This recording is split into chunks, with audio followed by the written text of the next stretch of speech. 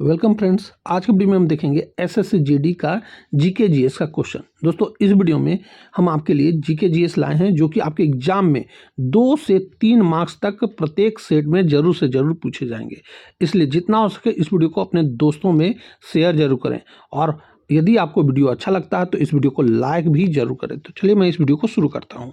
आज का हमारा पहला प्रश्न है, भारतीय संविधान का कौन सा अनुच्छेद राष्ट्रपति को क्षमादान की शक्ति प्रदान करता है? दोस्तों ये वेरी इंपॉर्टेंट क्वेश्चन है और आपके एग्जाम में 100% पूछा जाएगा। तो वह अनुच्छेद है अनुच्छेद 72। इस प्रश्न का आप व्याख्या देखेंगे कि अनुच्छेद 72 के तहत राष्ट्रपति को किसी भी अपराध के दोषी ठहराए गए व्यक्ति की सजा को क्षमा करने, उसका स्वरूप बदलने या उसे कम करने की शक्ति प्राप्त है। यह शक्ति तब भी लागू होती है जब सजा मृत्युदंड हो। वहीं अनुच्छेद 52 में कहा गया है कि भारत का एक राष्ट्रपति होगा और अनुच्छेद 123 में कहा गया है कि राष्ट्रपति के अध्यादेश जारी करने की शक्ति से संबंधित है और अनुच्छेद 61 में राष्ट्रपति पर महाभियोग चलाने की प्रक्रिया है। ये सभी बातें आपको याद रखनी है। हमारा अगला प्रश्न है, प्रसिद्ध गायत्री मंत्र का उल्लेख ऋग्वेद में किस मंडल में मिलता है? तो यह मिलता है दोस्तों तृतीय मंडल में। इस प्रश्न का आप व्याख्या देखेंगे कि गायत्री मंत्र ऋग्वेद के तीसरे मंडल से लिया गया है जिसकी रचना ऋषि विश्वामित्र ने की थी। यह मंत्र सूर्य देवता सावित्री को समर्पित है। ऋग्वेद में कुल 10 मंडल और 1028 सूक्त हैं। इसके 9वें मंडल में सोम देवता का उल्लेख है और 10वें मंडल में पुरुष सूक्त में पहली बार वर्ण व्यवस्था ब्राह्मण, क्षत्रिय, वैश्य, शूद्र और शूद्र का जिक्र है। ये आपको याद रखना है। ये सारे के सारे फैक्ट आपके एग्जाम के लिए काफ़ी महत्वपूर्ण है, इसलिए हो सके तो इन फैक्ट को आप अच्छे से वीडियो पॉज करके भी खुद से पढ़ लेंगे। हमारा अगला प्रश्न है, भारत मानक समय की रेखा भारत के किस राज्य से होकर नहीं गुजरती है? तो यह नहीं गुजरती है दोस्तों महाराष्ट्र से होकर, बाकी उत्तर प्रदेश, मध्य प्रदेश और उड़ीसा ये तीनों से होकर गुजरती है। ये आपको याद रखना है। इसका व्याख्या देखेंगे आप, भारत की मानक समय रेखा 82.5 डिग्री पूर्वी देशांतर उत्तर प्रदेश मिर्जापुर कहीं कहीं नैनी इलाहाबाद से होकर गुजरती है। यह कुल 5 राज्यों से गुजरती है जिसमें उत्तर प्रदेश, मध्य प्रदेश, छत्तीसगढ़, उड़ीसा, आंध्र प्रदेश और भारतीय मानक समय ग्रीनविच मीन टाइम से 5.5 घंटा आगे ये आपको याद रखना है, यानी 5 घंटा 30 मिनट। दोस्तों ये सारे के सारे फैक्ट आपके एग्जाम के लिए काफ़ी महत्वपूर्ण है, इसलिए इसे आप अच्छे से पढ़ेंगे। हमारा अगला प्रश्न है, रेगिस्तान में मृग मरीचिका बनने का मुख्य कारण क्या है? तो इसका मुख्य कारण है पूर्ण आंतरिक परावर्तन। इस प्रश्न का आप व्याख्या देखेंगे कि गर्मियों में रेगिस्तान की सतह के पास की हवा गर्म होकर विरल हो जाती है जबकि ऊपर की हवा ठंडी और सघन रहती है। जब प्रकाश की किरणें सघन से विरल माध्यम में प्रवेश करता है तो एक खास कोण के बाद वे पूरी तरह से परावर्तित हो जाती है जिससे भ्रम पैदा होता है कि वहाँ पानी है। इसी सिद्धांत को ऑप्टिकल फाइबर और एंडोस्कोपी मशीनें भी काम करती है। ये आपको याद रखना है। हमारा अगला प्रश्न है, हॉर्नबिल महोत्सव किस उत्तरी पूर्वी राज्य का प्रमुख त्यौहार है? तो दोस्तों हॉर्नबिल महोत्सव नागालैंड का प्रमुख त्यौहार है। इस प्रश्न का आप व्याख्या देखेंगे कि इसे त्योहारों का त्यौहार कहा जाता है। यह हर साल 1 से 10 दिसंबर के बीच नागालैंड में मनाया जाता है। इसका नाम हॉर्नबिल पक्षी के नाम पर रखा गया है जो नागा जनजातियों के लिए बहुत महत्वपूर्ण और पवित्र माना जाता है। इस उत्सव का उद्देश्य नागालैंड की सांस्कृतिक विरासत को संरक्षित करना और बढ़ावा देना है। हमारा अगला प्रश्न है, 1857 के विद्रोह के दौरान बिहार में क्रांतिकारियों का नेतृत्व किसने किया था? तो यह किया गया था कुंवर सिंह के द्वारा। इस प्रश्न का आप व्याख्या देखेंगे कि बिहार के जगदीशपुर आरा के 80 वर्षीय जमींदार कुंवर सिंह ने 1857 की क्रांति में अंग्रेजों के खिलाफ बहादुरी से युद्ध किया था। अन्य विकल्पों की बात करें तो बेगम हजरत महल ने लखनऊ से, और खान बहादुर खान ने बरेली से, और तात्या तोपे ने कानपुर यानी नाना साहब के साथ और ग्वालियर से विद्रोह का नेतृत्व किया था। ये आपको याद रखना, ये सारे के सारे फैक्ट आपके एग्जाम के लिए काफ़ी महत्वपूर्ण है। हमारा अगला प्रश्न है, वॉशिंग सोडा का रासायनिक नाम क्या है? यहाँ वॉशिंग सोडा की बात कही जा रही है, तो इसका रासायनिक नाम है सोडियम कार्बोनेट। इस प्रश्न का आप व्याख्या देखेंगे कि सोडियम कार्बोनेट का जो होता है सूत्र होता है Na2CO3, ये आपको याद रखना है, Na2CO3। इसे धोने का सोडा भी कहते हैं। वहीं सोडियम बाइकार्बोनेट NaHCO3 को बेकिंग सोडा यानी खाने वाला सोडा कहा जाता है। Calcium oxychloride CaOCl2 bleaching powder का नाम है, और सोडियम क्लोराइड NaCl हमारा साधारण नमक है। ये आपको याद रखना है। ये सारे के सारे फैक्ट आपके एग्जाम के लिए काफ़ी महत्वपूर्ण है और पूछे जाएंगे। कपास की खेती के लिए सबसे उपयुक्त मिट्टी कौन सी मानी जाती है? तो कपास की खेती के लिए काली मिट्टी उपयुक्त मानी जाती है। इस प्रश्न का आप व्याख्या देखेंगे, काली मिट्टी को रेगुड़ मिट्टी भी कहा जाता है। इसमें जल सोखने की क्षमता अधिक होती है, जो कपास की फसल के लिए अनिवार्य है। यह मुख्य रूप से ढक्कन के पठार, महाराष्ट्र, गुजरात और मध्य प्रदेश में पाई जाती है। जलोढ़ मिट्टी भारत के सबसे बड़े हिस्से पर पाई जाने वाली सबसे उपजाऊ मिट्टी है। हमारा अगला प्रश्न है, हरिप्रसाद चौरसिया का संबंध किस वाद्य यंत्र से है? यहाँ हरिप्रसाद चौरसिया की बात कही जा रही है, तो यह बांसुरी से संबंधित थे।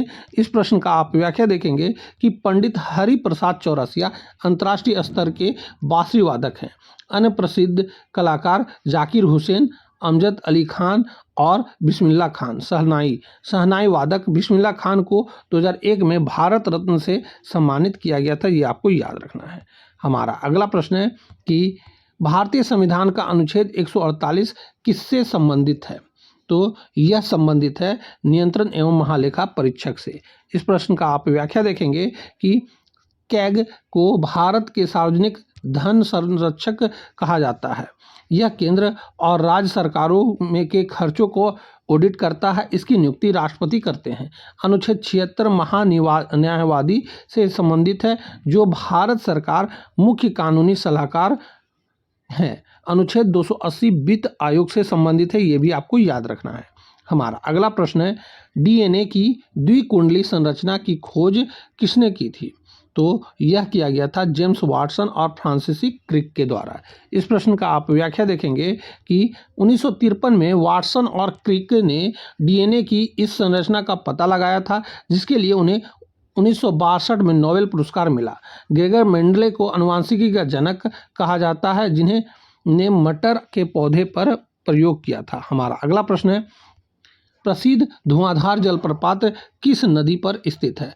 तो यह स्थित है नर्मदा नदी पर। इस प्रश्न का आप व्याख्या देखेंगे कि यह जलप्रपात मध्य प्रदेश के जबलपुर में स्थित है। यहाँ नर्मदा नदी संगमरमर की चट्टानों के बीच गिरती है, जिससे धुएं जैसा एहसास होता है। जोग जलप्रपात कर्नाटक में श्रावती नदी पर है, और शिव समुद्रम जलप्रपात कावेरी नदी पर स्थित है। ये आपको याद रखना है। हमारा अगला प्रश्न है, भारत की प्रथम महिला राज्यपाल कौन थी? तो भारत की प्रथम महिला राज्यपाल सरोजिनी नायडू थी। इस प्रश्न का आप व्याख्या देखेंगे कि सरोजिनी नायडू 1947 में उत्तर प्रदेश की राज्यपाल बनी थी। वे किसी भी भारतीय राज्य की पहली महिला राज्यपाल थी। उन्होंने भारत कोकिला भी कहा जाता है उन्हें। और सुचेता कृपलानी भारत की पहली मुख्यमंत्री थी उत्तर प्रदेश की। एनी बेसेंट भारतीय राष्ट्रीय कांग्रेस की पहली महिला अध्यक्ष थी 1917 में। ये आपको सारे बात याद रखना है। हमारा अगला प्रश्न है, मानव शरीर की सबसे छोटी हड्डी स्टेप्स कहाँ पाई जाती है? तो यह कान में पाई जाती है। इस प्रश्न का आप व्याख्या देखेंगे कि स्टेप हड्डी कान के मध्य भाग में स्थित होती है। वहीं शरीर की सबसे लंबी और मजबूत हड्डी फीमर जांग में मौजूद होती है। ये आपको याद रखना है। हमारा अगला प्रश्न है, सत्यमेव जयते शब्द किस उपनिषद से लिया गया है? तो यह लिया गया है मुंडकोप उपनिषद से। इस प्रश्न का आप व्याख्या देखेंगे कि सत्यमेव जयते का अर्थ है सत्य की जीत होती है। यह भारत के राष्ट्रीय प्रतीक है के नीचे देवनागरिक लिपि में अंकित है। भारत का राष्ट्रीय प्रतीक सम्राट अशोक द्वारा सारनाथ में निर्मित स्तंभ से लिया गया है। हमारा अगला प्रश्न है, विश्व स्वास्थ्य संगठन का मुख्यालय कहाँ स्थित है? तो यह स्थित है जिनेवा में। इस प्रश्न का आप व्याख्या देखेंगे कि WHO की स्थापना 7 अप्रैल 1948 को हुई थी, इसीलिए हर साल 7 अप्रैल को विश्व स्वास्थ्य दिवस मनाया जाता है। जिनेवा में WTO विश्व व्यापार संगठन और ILO अंतर्राष्ट्रीय श्रम संगठन का मुख्यालय भी है। पेरिस में यूनेस्को का मुख्यालय है, ये आपको याद रखना है। हमारा अगला प्रश्न है, अलाउद्दीन खिलजी ने किस स्थान पर सीरी का किला बनाया था? तो यह बनाया गया था दिल्ली में। इस प्रश्न का आप व्याख्या देखेंगे कि अलाउद्दीन खिलजी ने मंगोल आक्रमणों से रक्षा के लिए दिल्ली में सीरी शहर और किले का निर्माण कराया था। उसने ही प्रसिद्ध अलाई दरवाज़ा भी बनवाया, जो कुतुब मीनार का प्रवेश द्वार है। उसने घोड़ों को दागने की प्रथा और सैनिक का हुलिया लिखने की प्रथा भी शुरू की थी, ये आपको याद रखना है। हमारा अगला प्रश्न है, ओलंपिक झंडे में कितने रंगीन छल्ले होते हैं?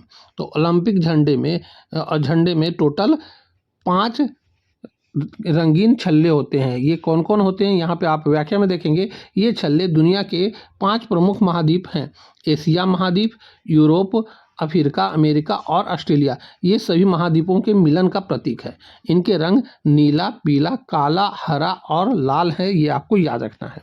ओलंपिक खेलों की शुरुआत आधुनिक युग में 1896 में एथेंस ग्रीस में हुआ था, ये आपको याद रखना है। हमारा अगला प्रश्न है, नाथुला दर्रा भारत के किस राज्य में स्थित है? यह वेरी इंपॉर्टेंट क्वेश्चन है और यह 100% एग्जाम में पूछा जाएगा। तो यह स्थित है सिक्किम में। इस प्रश्न का आप व्याख्या देखेंगे कि नाथुला दर्रा प्राचीन रेशम मार्ग का हिस्सा है और यह भारत और चीन के बीच व्यापार का एक प्रमुख मार्ग है। सिक्किम में जेलेपला दर्रा भी स्थित है। रोहतास दर्रा हिमाचल प्रदेश में और लिपुलेख दर्रा उत्तराखंड में स्थित है, ये आपको याद रखना है। हमारा अगला प्रश्न है, प्रतिरोध की एसआई इकाई क्या है? तो प्रतिरोध की एसआई इकाई जो है यह ओम होता है, ये आपको याद रखना है। इस प्रश्न का आप व्याख्या देखेंगे, किसी चालक पदार्थ द्वारा विद्युत धारा के प्रवाह में डाली गई बाधा को प्रतिरोध कहते हैं। इसे ओम चिन्ह से दर्शाया जाता है। वोल्ट विभवांतर की और एम्पियर विद्युत धारा की और वाट शक्ति की इकाई है, ये सभी आपको याद रखना है। हमारा अगला प्रश्न है, समानता का अधिकार संविधान के किन अनुच्छेदों में वर्णित है? तो समानता का अधिकार अनुच्छेद 14 से 18 में वर्णित है। इस प्रश्न का आप व्याख्या देखेंगे, इसमें कानून के समक्ष समानता 14, भेदभाव का निषेध 15, अवसर की समानता 16 और अस्पृश्यता का अंत 17 और उपाधियों का अंत 18 शामिल है। अनुच्छेद 19 से 22 स्वतंत्रता का अधिकार प्रदान करता है, ये भी आपको याद रखना है। हमारा अगला प्रश्न है, जैन धर्म के 24वें तीर्थंकर और अंतिम तीर्थंकर भगवान महावीर का जन्म कहाँ हुआ था? तो यह हुआ था कुंडल ग्राम में। इस प्रश्न का आप व्याख्या देखेंगे कि महावीर स्वामी का जन्म 1540 ईसा पूर्व, कुछ स्रोतों के अनुसार 599 में हुआ था। उनकी मृत्यु पावापुरी में हुई थी। लुम्बिनी भगवान बुद्ध का जन्म स्थान है और कुशीनगर में बुद्ध को महापरिनिर्वाण प्राप्त हुआ था, ये भी आपको याद रखना है। हमारा अगला प्रश्न है, ब्रिक्स संगठन में वर्ष 2024 के नए सदस्यों के रूप में कौन शामिल हुए? तो इसमें शामिल हुए थे मिस्र, इथियोपिया, ईरान और यूएई। इस प्रश्न का आप व्याख्या देखेंगे कि 1 जनवरी 2024 से इन नए देशों को पूर्ण सदस्यता मिली। पहले ब्रिक्स में केवल 5 देश थे, ब्राज़ील, रूस, भारत, चीन, दक्षिण अफ्रीका। अर्जेंटीना को भी निमंत्रण मिला था, लेकिन उसने शामिल होने से मना कर दिया था। हमारा अगला प्रश्न है, 2011 की जनगणना के अनुसार भारत की कुल साक्षरता दर कितनी है? तो यह है दोस्तों 74.04%। हमारा अगला प्रश्न है, उससे पहले इस प्रश्न का आप व्याख्या देखेंगे। पुरुषों की साक्षरता दर लगभग 82.14% है और महिलाओं की साक्षरता दर 65.46% थी। सबसे अधिक साक्षरता वाला राज्य केरल और सबसे कम साक्षरता वाला राज्य बिहार है, ये आपको याद रखना है। हमारा अगला प्रश्न है, आर्थिक आपातकाल का प्रावधान संविधान के किस अनुच्छेद में है? तो यह स्थित है अनुच्छेद 360 में। इस प्रश्न का आप व्याख्या देखेंगे, भारत में अब तक एक बार भी आर्थिक अपराध नहीं लगाया गया है। अनुच्छेद 352 राष्ट्रीय आपातकाल, युद्ध या सशस्त्र विद्रोह से और अनुच्छेद 356 राष्ट्रीय प्रतिशासन राज्यों में संवैधानिक विफलता से संबंधित है। अनुच्छेद 368 संविधान संशोधन की प्रक्रिया से संबंधित है। तो दोस्तों यहीं पे हमारा इस सेट का 25 क्वेश्चन पूरा होता है, जो कि आपके एग्जाम के लिए काफ़ी महत्वपूर्ण थे। आपको यह वीडियो यदि अच्छा लगा है तो इस वीडियो को लाइक और अपने दोस्तों में इस वीडियो को शेयर जरूर कर दें। तो अब हम आपसे मिलेंगे अगली वीडियो में, तब तक के लिए जय हिंद, वंदे मातरम।